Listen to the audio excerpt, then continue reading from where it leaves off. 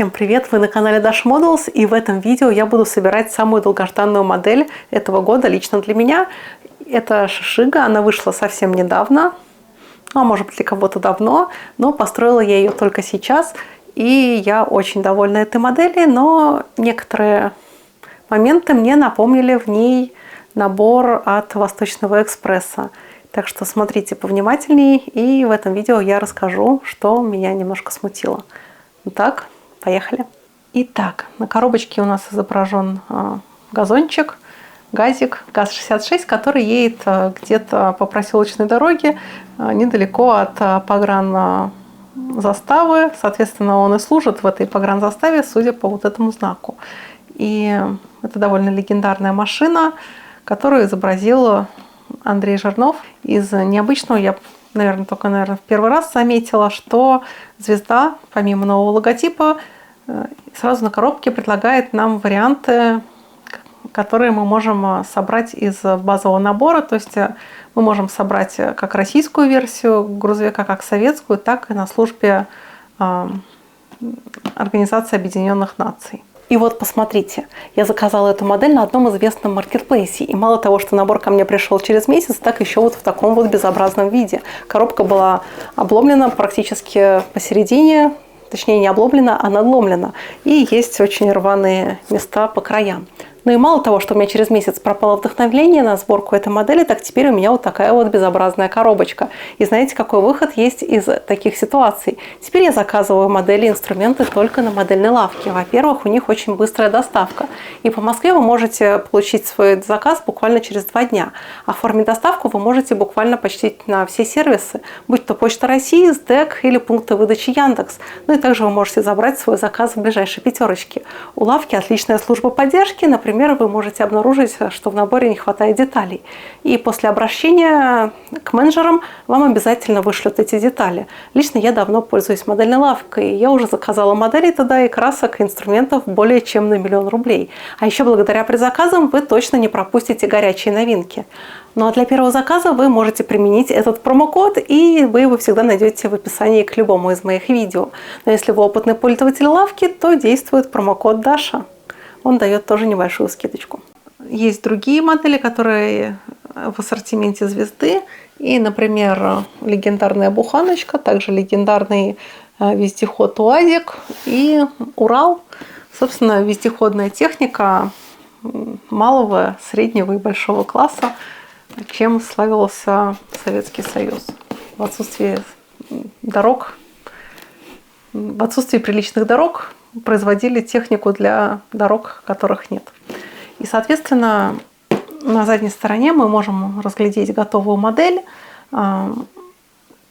Изготовлена она по лицензии ГАЗа, что очень примечательно, что есть здесь такой значок.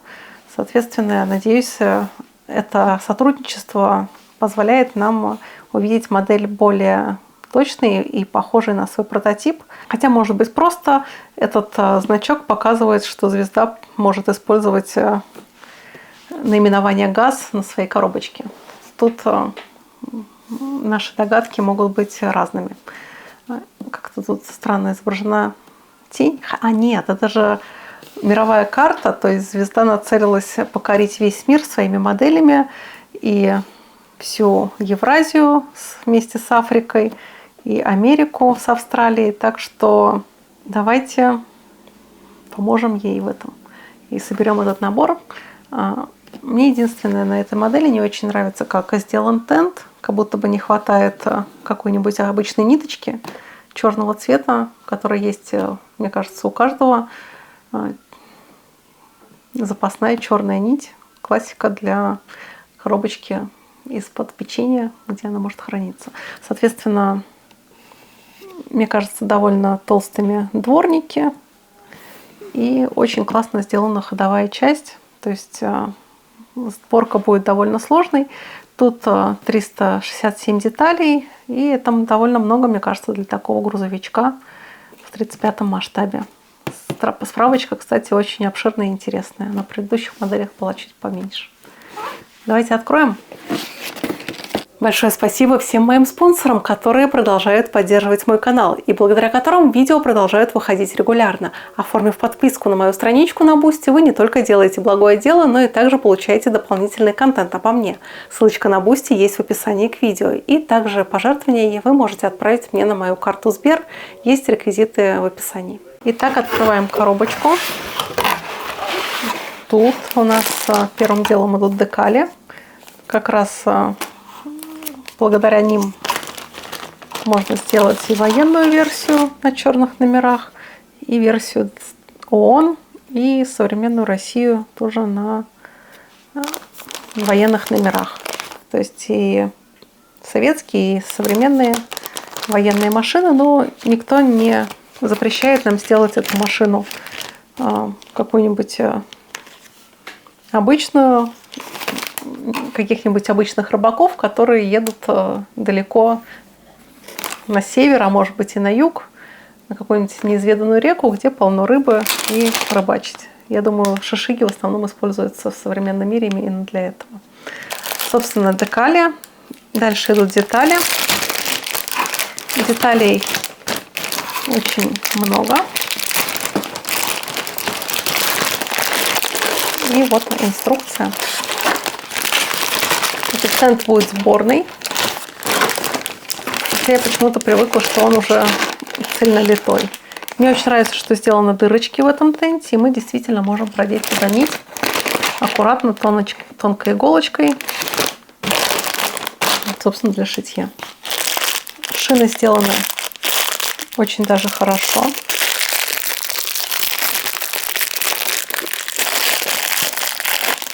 И так они выглядят, вот с такой пимпочкой. И последний раз такие пимпочки я видела у АВДшек. У Звезды обычно таких пимпочек не было. И по сравнению с некоторыми моделями, даже той же буханкой, шины здесь выглядят намного лучше. Инструкция по окраске. Классический зеленый цвет. Белый цвет машины ООН. А интересно, что мы можем собрать как машину с тентом и также машину без этого тента, просто с каркасом в собранном, разобранном виде, что довольно позволяет нам воспользоваться большей фантазией и поместить нашу модель на любую диораму с разным сюжетом.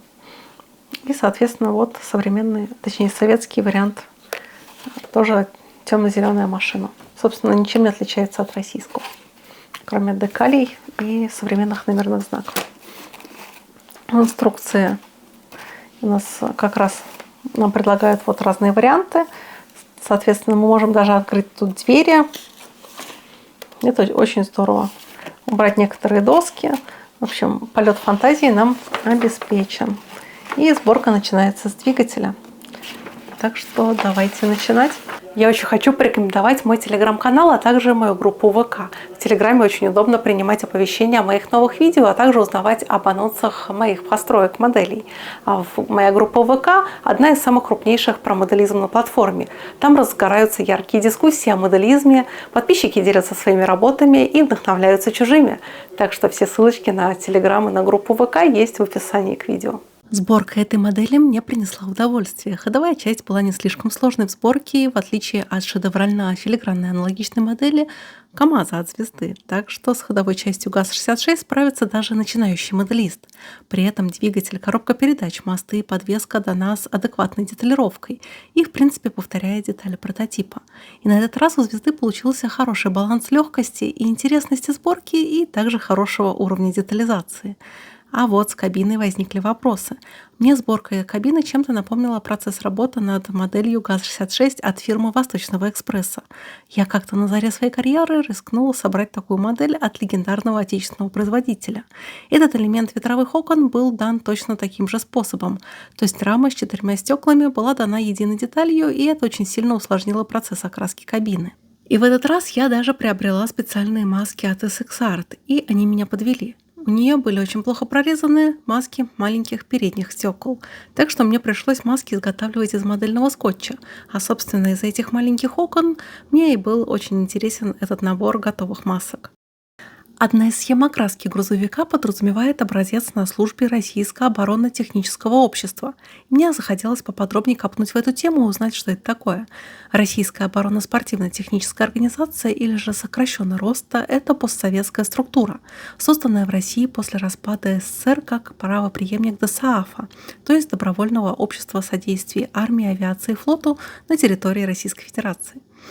25 сентября 1991 года на Первом учредительном съезде республиканских краевых и областных организаций ДОСААФа было принято решение образовать РОСТА как общероссийское общественное объединение. Ей официально передали функции и основную материальную базу прежнего ДОСААФ, то есть учебные центры, автошколы, аэроклубы, стрелковые объекты и прочую инфраструктуру.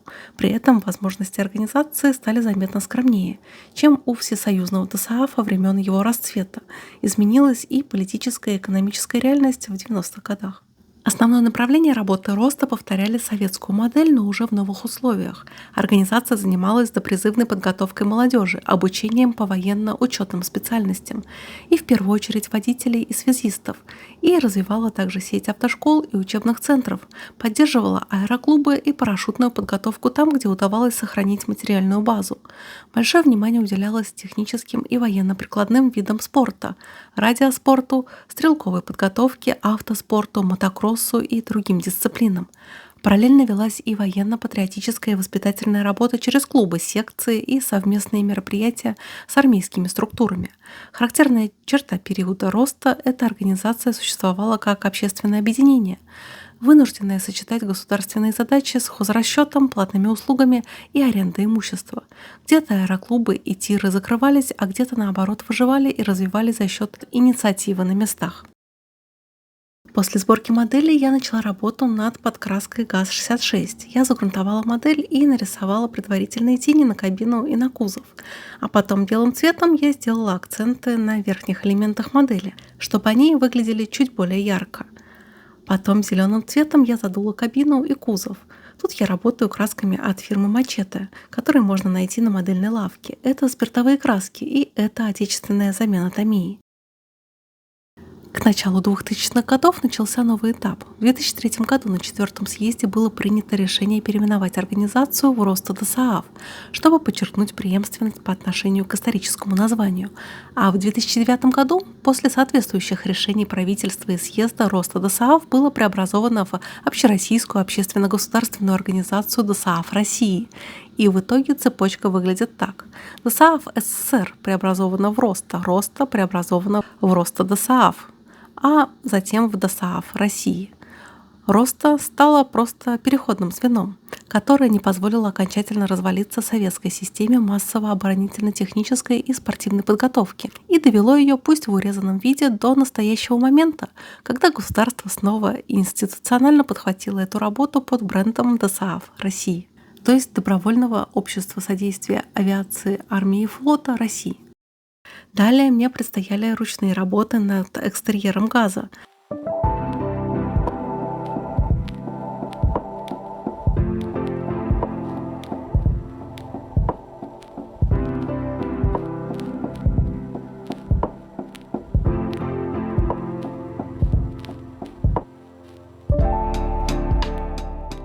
И мне очень понравилось, как у модели были сделаны крепления дисков и шин. Тут не надо натягивать резиновые покрышки, а их легко можно зажать между готовыми деталями диска.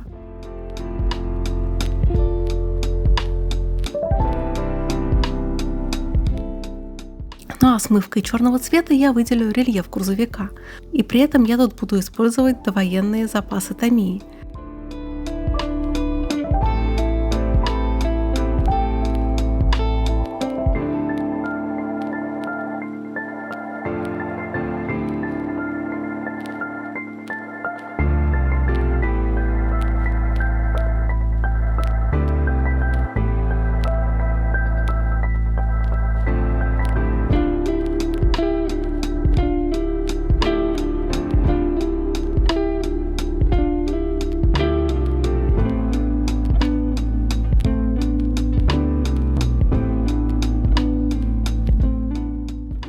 Ну а далее я нанесу декали согласно схеме окраски модели. И я выбрала нейтральный полувоенный вариант окраски грузовика.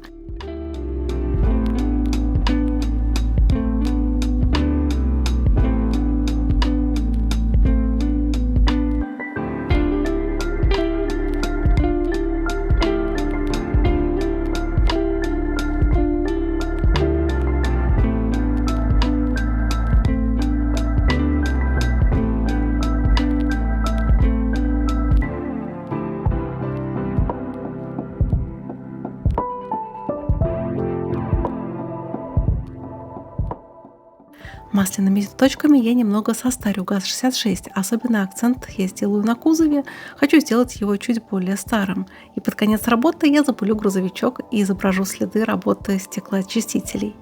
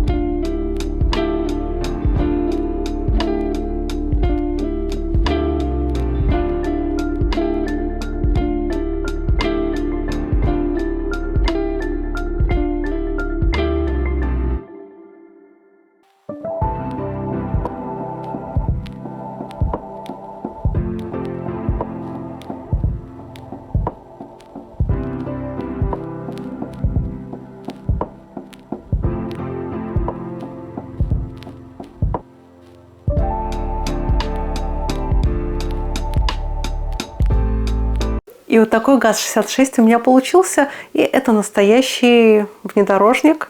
И он получился у меня немножко таким рабочим, пыльным. Как раз таким, какой он в своей естественной среде обитания. Так что надеюсь, это видео вам понравилось. До новых встреч. Пока-пока.